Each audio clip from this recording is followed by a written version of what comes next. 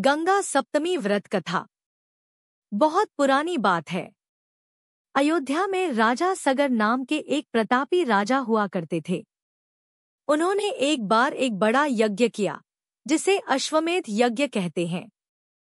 उस यज्ञ में एक विशेष घोड़ा छोड़ा जाता है, जो जहां जहां जाता है वहां राजा का वर्चस्व स्वीकार होता है। लेकिन इंद्रदेव को यह बात अच्छी नहीं लगी। उन्हें डर था कि राजा सगर स्वर्ग पर भी अधिकार कर लेंगे। इसलिए उन्होंने वह यज्ञ का घोड़ा चुपचाप चुरा लिया और एक तपस्वी संत कपिल मुनि के आश्रम के पास बांध दिया। राजा सगर के 60,000 पुत्र थे। उन्होंने घोड़ा ढूंढते ढूंढते कपिल मुनि के आश्रम तक पहुंचकर देखा कि घोड़ा वहीं बंधा हुआ है।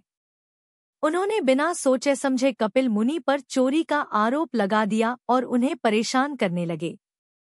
इससे कपिल मुनि को बहुत क्रोध आया और उन्होंने अपने योगबल से सभी 60,000 राजपुत्रों को भस्म कर दिया। राजा सगर को जब यह बात पता चली तो उन्हें बहुत दुख हुआ। उन्होंने अपने पोते अंशुमान को भेजा। अंशुमान ने कपिल मुनि से क्षमा मांगी। मुनि ने बताया कि भस्म हुए इन आत्माओं को तभी मुक्ति मिलेगी जब स्वर्ग से देवी गंगा धरती पर आएंगी और उनके भस्म को छुएंगी। अंशुमान ने बहुत प्रयास किया लेकिन गंगा को नहीं ला सके। फिर उनके पुत्र दिलीप ने भी कोशिश की, लेकिन वे भी असफल रहे। फिर आया दिलीप का पुत्र राजा भगीरथ। उन्होंने गंगा को धरती पर लाने के लिए घोर तपस्या की।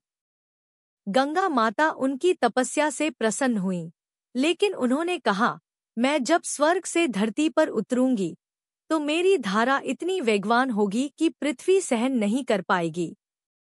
तब राजा भगीरथ ने भगवान शिव की आराधना की।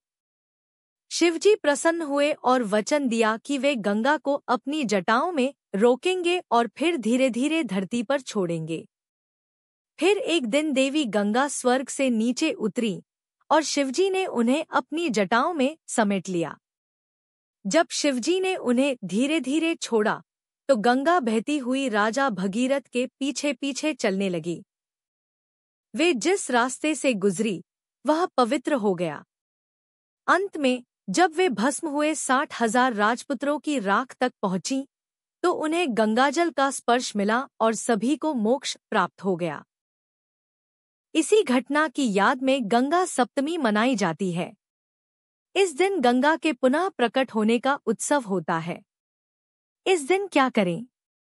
गंगा में स्नान करें या घर पर गंगाजल से स्नान करें। व्रत रखें और गंगा माता की पूजा करें। पवित्रता और सेवा का संकल्प लें। गंगा जल का अभिषेक करें और कथा सुनाएं। गंगा माता सबके पापों को धोती है और मोक्ष का मार्ग देती है।